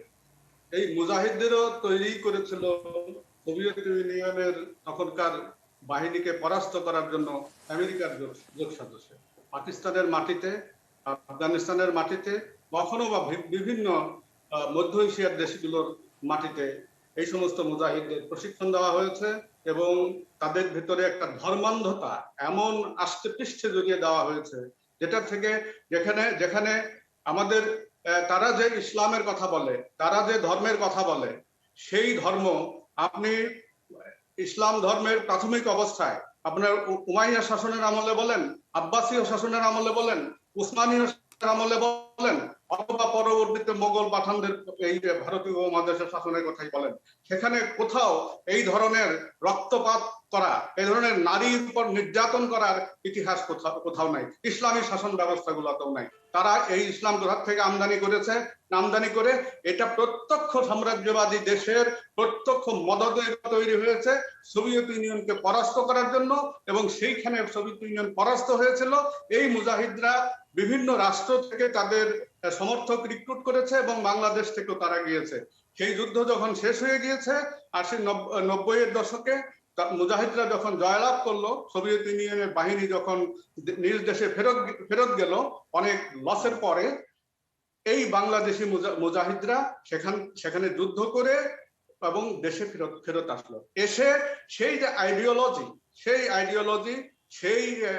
সেই খুনাখুনি, সেই রক্তপাত, সেই নারীর উপর অত্যাচার, এই ধরনের একটি পশ্চাৎপদ আইডিওলজি আমাদের দেশের উপর চাপিয়ে দিবে বলে তারা যুদ্ধংদেহী একটি মনোভাব পোষণ করেছে এবং বাংলাদেশের বিভিন্ন জায়গায় বিভিন্ন ভাবে বোমা বিস্ফোরিত করেছে। 63টি জেলায় একসাথে বোমা বিস্ফোরিত করে তাদের শক্তিমত্তা জানান দিয়েছিল এই দেশে যে তারাই আসছে, পরবর্তীতে তারাই এই দেশের নিয়ন্ত্রণকর্তা হয়ে যাবে, এবং প্রকাশ্যে তখন স্লোগান দেওয়া হয়েছে এই দেশ হবে আফগান। তো এই যে আইডিওলজি, এই আইডিওলজি তো বন্দুক দিয়ে যুদ্ধাস্ত্র দিয়ে আপনি কেটে বারণ করতে পারবেন না, এটাকে নিষ্ক্রিয় করতে পারবেন না। আইডিওলজি আসবে ইথার তরঙ্গের মাধ্যমে, আইডিওলজি আসবে পুস্তকের মাধ্যমে, আইডিওলজি আসবে গুরুদের মাধ্যমে। এই আইডিওলজি একটা সময় এদেশে শক্ত মাটিতে অবস্থান নেওয়ার অবস্থায় চলে গিয়েছিল। এখন বেশ কত বছর ধরে তাদেরকে নিষ্ক্রিয় করা গেছে, বাংলাদেশের মাটি থেকে তাদেরকে অনেকখানি উৎখাত করা গিয়েছিল, কিন্তু আবার এই তালেবানদের উত্থানের পরে সেই আইডিওলজি আবার ফিরে আসবে, সেই মতাদর্শ আবার ফিরে আসবে। যদিও তালেবানরা এখন বলছে যে তারা তাদের আইডিওলজি এক্সপোর্ট করবে না, তাদের আইডিওলজি দিয়ে প্রতিবেশী দেশগুলোতে অশান্তি তৈরি করবে না, এগুলো মুখের কথা। তাদের ভিতরেই যে এখন যে সংঘবদ্ধ ভাব দেখা যাচ্ছে, সেই সংঘবদ্ধ ভাব কি থাকবে নাকি? তাদের ভিতরে গোষ্ঠীদ্বন্দ্ব নাই? তাদের ভিতরে তো গোষ্ঠীদ্বন্দ্ব আছে। যখন 2013 সালে মোল্লা ওমর পাকিস্তানে মারা গেল ওই তার অসুস্থতায়, 2 বছর তাদের এই নেতার মৃত্যুকে টাকা লুকিয়ে রেখেছিল এবং গোষ্ঠীদ্বন্দ্ব মিটাইতে গিয়ে তাদেরকে 2 বছর অপেক্ষা করতে হয়েছে। ফলে এই যে হিবাতুল্লাহ সাহেব এখন তাদের নেতৃত্বে এসেছেন। এখন যারা ক্ষমতায় আসছেন, যে যে রাষ্ট্র ব্যবস্থা, শাসন ব্যবস্থার কথা তারা বলছেন, এটাই যে সবাই মানবে তা তো না। শুধুমাত্র পস্তুরাই তো আফগানিস্তানে বিরাজ করছে না, তাদের ভিতরে অনেক 7-8টা জাতি গোষ্ঠী আছে, তাজিক আছে, হাজারা আছে, উজবেক আছে। এই সমস্ত গোষ্ঠীগুলো ক্রমান্বয়ে বিশ্লিষ্ট হবে না, এবং তারা সরকার যেভাবে চায় তার থেকে ভিন্ন ভাবে যে তাদের আইডিওলজি বিস্তার লাভ করাবে না সারা দুনিয়া শুদ্ধ, সেটা কিন্তু এখন থেকে বলা যাচ্ছে না।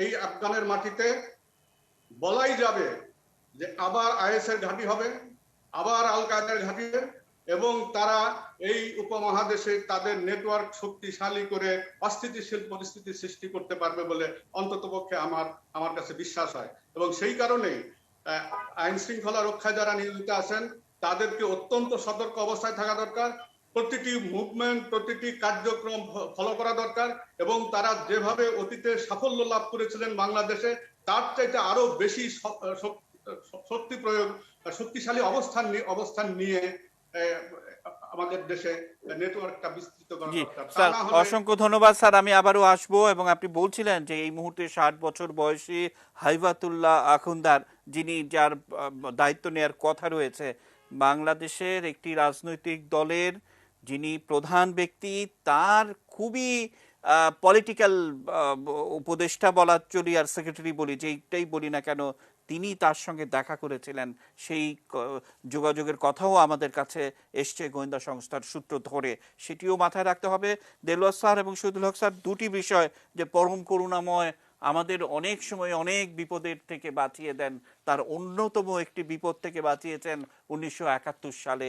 আর যদি 71 সাল না হতো, আর যদি আমরা এখন পাকিস্তানের অংশ হতাম, তাহলে তো ইতিমধ্যে আমাদের এখানে কি হতো সেটা আমরা ধারণা করতে পারি, এবং সেই বিশ্লেষণটা হয়তো আপনাদের কাছ থেকে শুনবো। আর শহীদুল হক স্যারকে তো বলেই রাখলাম, 3666 জন আমাদেরকে আশ্রয় দিতে হবে, অথচ রোহিঙ্গা ইস্যুতে যেই আচরণটি আমরা মার্কিন যুক্তরাষ্ট্রের কাছ থেকে পেয়েছি, এগুলো সহজে ভুলে গেলে চলবে কিনা। একদম ছোট্ট একটা বিরতি নিয়ে আমি আপনাদের দুজনের কাছ থেকে এই দুটি বিশ্লেষণ শুনবো। নিচ্ছি বিরতি, ATN নিউজের সঙ্গে থাকুন।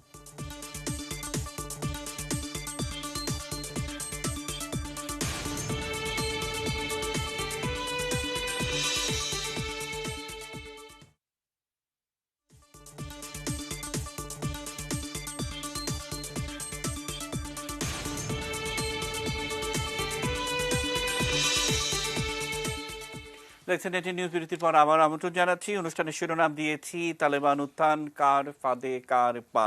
শহীদুল স্যার, আপনার কাছে যে 3666 জন, তাদেরকে আশ্রয় দিতে হবে, মানে অনেকটা মামার বাড়ির আবদার। আবার আমরা এই রোহিঙ্গাদের আশ্রয় প্রশ্রয় নিয়ে নানাভাবে দেখেছি, কোনো ধরনের কোনো সহযোগিতা তো নয়, বরং উল্টো ওয়ার্ল্ড ব্যাংককে দিয়ে আমাদের চাপে রাখার একটা চেষ্টা, যে অর্থাৎ রোহিঙ্গাদেরকে যদি আমরা সবকিছু ঠিকঠাক করে দেই, তাহলে আমাদের ওয়ার্ল্ড ব্যাংক টাকা পয়সা ঋণ দিবে। কত মানে মামার বাড়ি আর কি, সবকিছু মিলে কি যুক্ত করবেন শহীদুল স্যার? আমার মনে হয় যে আফগানদের বাংলাদেশে শেল্টার দেওয়ার ব্যাপারে সরকার তো অলরেডি একটা সিদ্ধান্ত নিয়েছেন, এবং আমি এটা কংগ্রেচুলেট করি। অত্যন্ত সঠিক সিদ্ধান্ত হয়েছে, এ ব্যাপারে কোনো সন্দেহ নেই। আসলে একটা জিনিস মানে খেয়াল রাখতে হবে, বাংলাদেশ এখন একটা important significant country in Asia, এবং এই ধরনের the whole world is in geopolitical game mood. তো এখানে বাংলাদেশ যদি মনে করে যে তাদেরকে কেউ কিছু বলবে না, তাদেরকে দিয়ে কেউ কিছু করাতে চাবে না, তাহলে কিন্তু ভুল হবে। ওই ডিপ্লোমেসি হলো একটা খেলা, এই খেলায় কিন্তু আমাদেরকে জয়েন করতে হবে এবং খেলতে হবে, তা না হলে কিন্তু আপনি ইউ ক্যানট সার্ভাইভ। ওই জায়গাটা খেয়াল রাখতে হবে আর কি, যে এখানে আমাদেরকে যে কোনো এই ধরনের প্রস্তাব বা অন্য ধরনের প্রস্তাব আসলে সেটাকে বিশ্লেষণ করতে হবে এবং সেটার প্রেক্ষিতে একটা কাউন্টার খেলা খেলতে হবে। ওই কাউন্টার খেলা খেলার অভিজ্ঞতা অর্জন করতে হবে বাংলাদেশকে, এবং এইটা আস্তে আস্তে বাড়বে, কারণ বাংলাদেশ একটা সিগনিফিকেন্ট কান্ট্রি হিসেবে ইমার্জ করছে সাউথ এশিয়াতে। Thank you. দেলোয়ার স্যার, সেটা হলো যে শহীদ স্যার অনেক সুন্দর একটি শব্দ ব্যবহার করেছেন যে কাউন্টার খেলা কিন্তু খেলতে হবে। অনেক সুন্দর একটা টার্ম, মানে একেবারে মানে আমার ভালো লাগছে এই জন্য, স্যার যখন পররাষ্ট্র মন্ত্রণালয়ে ছিলেন তখন অনেক কিছুই বলতে পারতেন না বা বলা উচিত তো ছিল না, কিন্তু আমার এত ভালো লাগছে যে স্যার এখন সব কিছু ঠিকঠাক বলে দিচ্ছেন। তো সেই ধারাবাহিকতা আপনার কাছে যে প্রশ্নটি ছিল যে পরম করুণাময় তো অনেক বিপদ থেকে আমাদের বাঁচান বাংলাদেশকে, যে ভাগ্যিস 1971 ছিল, ভাগ্যিস আমাদের একটা বঙ্গবন্ধু ছিল, যে কারণে এই সব যে সমস্ত সমাজকে যারা একদম কলুষিত করছে তাদের কাছ থেকে প্রতিনিয়তই কিন্তু আমরা বেঁচে যাচ্ছি। দেলোয়ার স্যার কি বিশ্লেষণ করবেন? বিষয়টাকে আরো অন্যভাবে দেখা যায়, কারণ বাংলাদেশের যে বর্তমান অবস্থা, আর যেটা আপনি বলছেন যে পাকিস্তানের সঙ্গে বাংলাদেশকে জুড়ে দেয়া অথবা 1971 সালের বাস্তবতা, বাংলাদেশ যে কেমন আছে এবং পাকিস্তান কেমন আছে সেই পার্থক্য কিন্তু বাংলাদেশকে বলতে হচ্ছে না, সেটি পাকিস্তানের বর্তমান প্রধানমন্ত্রী ইমরান খানই বলেছেন যে তারা বাংলাদেশ হতে চায়। তাহলে 1971 সালেই তো বাংলাদেশ তৈরি করেছে, আর 1971 সালের এই যে তার আগের যে পরিস্থিতি বা 1971 সালে পাকিস্তানের অবস্থা তার বিপরীত। কারণ আজকে পাকিস্তানকে বলতে হচ্ছে যে বাংলাদেশের কাছ থেকে তাদের শিখতে হচ্ছে, বাংলাদেশ থেকে উন্নয়নের যে বাংলাদেশের যে অর্জন, সেই অর্জনকে তারা বলছে যে এটি ঈর্ষণীয় অর্জন, এবং আমাদের সামাজিক অর্থনৈতিক সব ক্ষেত্রেই আমাদের যে অগ্রগতি, যে অর্জন, যেটি শাহিদুল সাহেব বলছিলেন যে আমরা যে একটি ইম্পর্টেন্ট প্লেয়ার সাউথ এশিয়া বা বিয়ন্ড সাউথ এশিয়া, এই শক্তিটি কিন্তু আমরা অর্জন করেছি। এটি আমরা নিজেদের নেতৃত্বের মাধ্যমে, বিশেষ করে গত 12 বছরে আমরা যে ধরনের পররাষ্ট্রনীতির ক্ষেত্রে যে ইন্ডিপেন্ডেন্ট এবং একটা ব্যালেন্স পজিশন, যে ব্যালেন্স পজিশনের কারণেই কিন্তু আজকে মার্কিন যুক্তরাষ্ট্রের এই ধরনের অনুরোধ প্রত্যাখ্যান করা সম্ভব হয়েছে।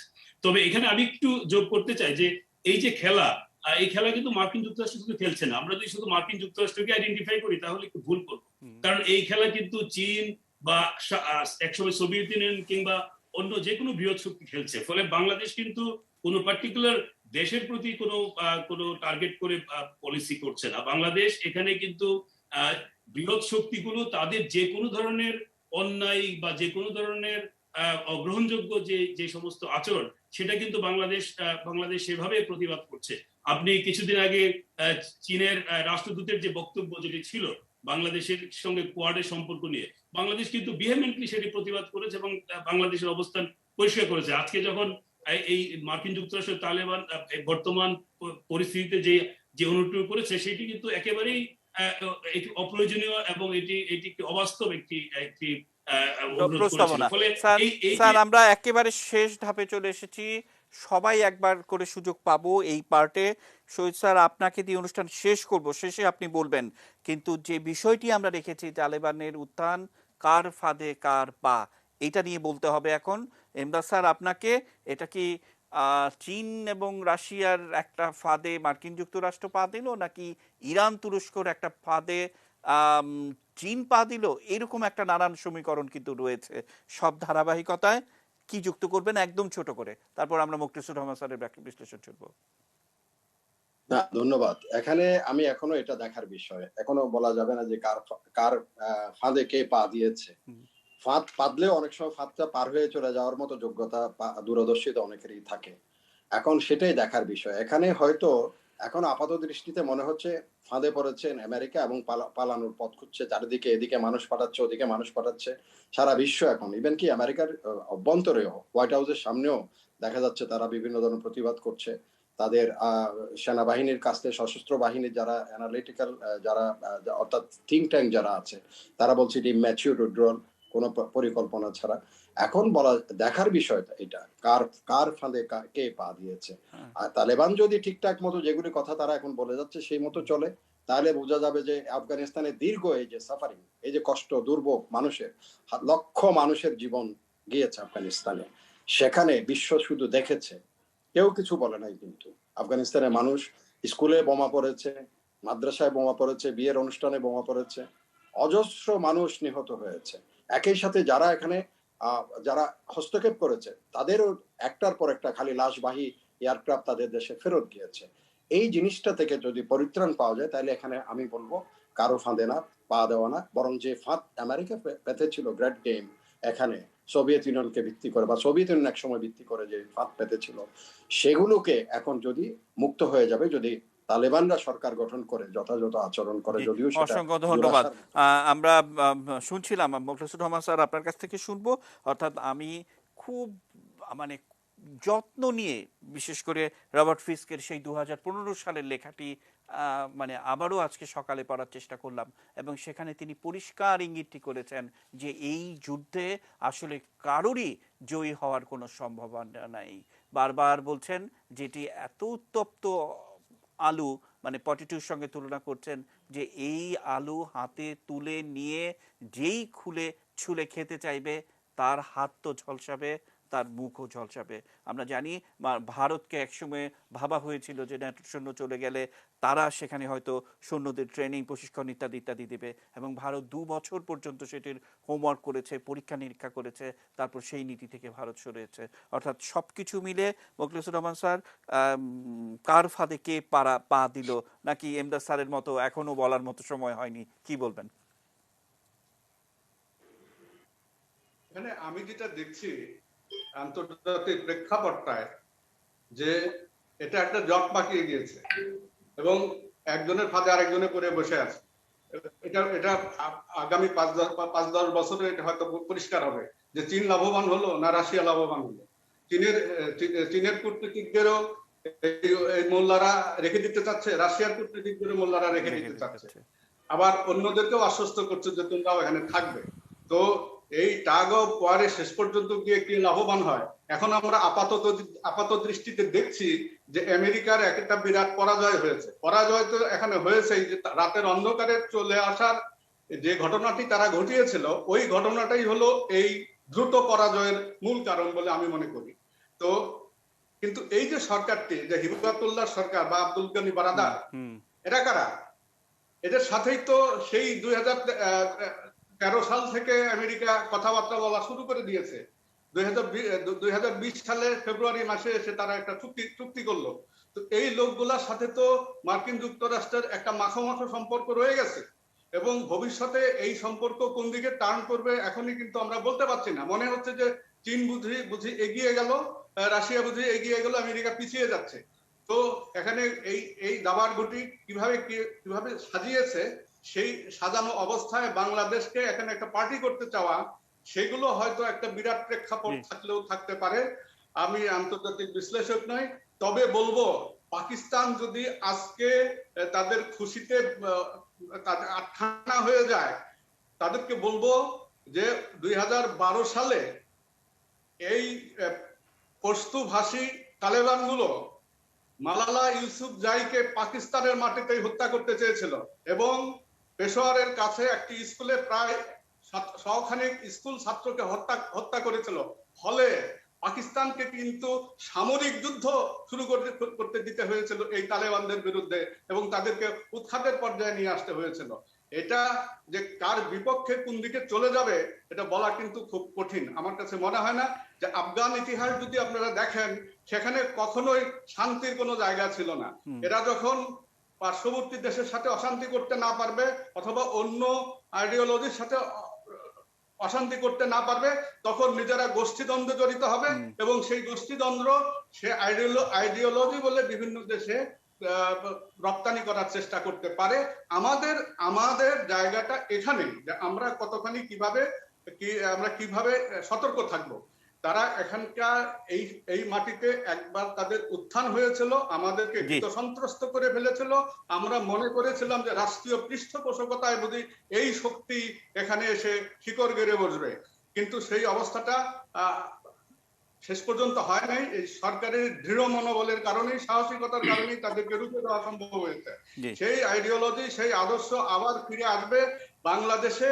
আপনি যদি সোশ্যাল মিডিয়াগুলো তো দেখেন, এবং যে আলহামদুলিল্লাহ মানে ঢল হয়ে যাচ্ছে এই তালিবানি এই অসভ্য রাষ্ট্রযন্ত্রের উত্থানে, তো সেটা দেখলে বুঝতে পারবেন যে এদেশের একটা বিশাল সংখ্যক মানুষের সমর্থন রয়ে গেছে। সেই সমর্থন থাকার অর্থ হলো এখান থেকে একটা রিক্রুটমেন্টের সুযোগটা রয়ে গেছে। এখন এই তালেবানিরা যদি তাদের রাষ্ট্রকে শক্তিশালী করার জন্য বিদেশি রিক্রুটমেন্ট দরকার পড়ে, যেমন আইএস রিক্রুট করেছিল পৃথিবীর বিভিন্ন দেশ থেকে, এই তালেবানি শক্তির হয়তো লাগবে না। যদি কখনো লাগে তাহলে বাংলাদেশেরও কিছু যুবশ্রী যে সেখানে গিয়ে যোগদান করবে না তা কিন্তু নয়। আমাদের শুধু ফিজিক্যাল, আইডিওলজিক্যাল, আদর্শগত, টেকনোলজিক্যাল দিক থেকে আইন শৃঙ্খলা রক্ষাকারী বাহিনীর যে পেশাদারিত্ব আছে, সেই পেশাদারিত্বকে আবার শান দিতে হবে। যে পেশাদারিত্ব দিয়ে তারা এই অপশক্তির উত্থানকে রুখতে পেরেছিল, সেই পেশাদারিত্ব কিছুদিন যাবৎ মোর্চে পড়েছে, কারণ এদের উৎপত্তি ছিল না। এখন আবার উৎপাত শুরু হওয়ার উপক্রম হবে, এবং সেই জায়গায় সেই পেশাদারিত্ব গুলোকে আবার ফিরিয়ে নিয়ে আসতে হবে। তাদের যেখানে যতটুকু শক্তি তারা অর্জন করেছে ইতিমধ্যে, যে টেকনোলজি জ্ঞান তারা আয়ত্ত করেছে ইতিমধ্যে, সেই টেকনোলজি জ্ঞানগুলোকে আবার তাদেরকে রিফ্রেশ করা দরকার। এবং ভবিষ্যতে এই ধরনের পরিস্থিতি অতীতের মতো যদি আবার সৃষ্টি হওয়ার উপক্রম হয়, সেটা যেন মোকাবেলা করতে পারে আইন শৃঙ্খলা রক্ষাকারী বাহিনী। অসংখ্য ধন্যবাদ স্যার, একেবারে কৃতজ্ঞতা আপনার প্রতি। আমরা শেষ করব, শহীদুল হক স্যার আপনি শেষে বলবেন, দেলোয়ার স্যারকে আমরা শেষ কথা বলার জন্য অনুরোধ করতে চাই। স্যার শেষ কথা কি হবে? না, শেষ কথা হচ্ছে যে আফগানিস্তানই হচ্ছে একটি ফাঁদ।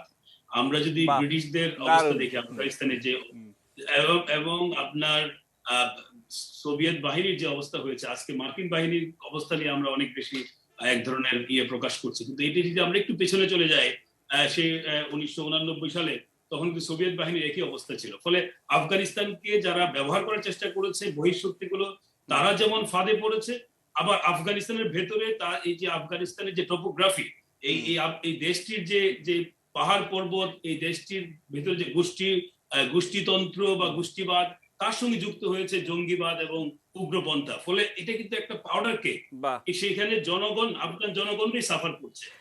আপনার কথা সূত্র ধরেই আমরা শেষ করব। শহীদুল হক স্যার, আপনি তো সেখানে থেকে এসেছেন, শুরুতে যেমনটা বলছিলেন, দেলোয়ার স্যার দারুণ ভাবে বললেন যে আফগানিস্তান নিজেই একটা ফাঁদ। শেষ কথা আপনার কি হবে শহীদুল হক স্যার?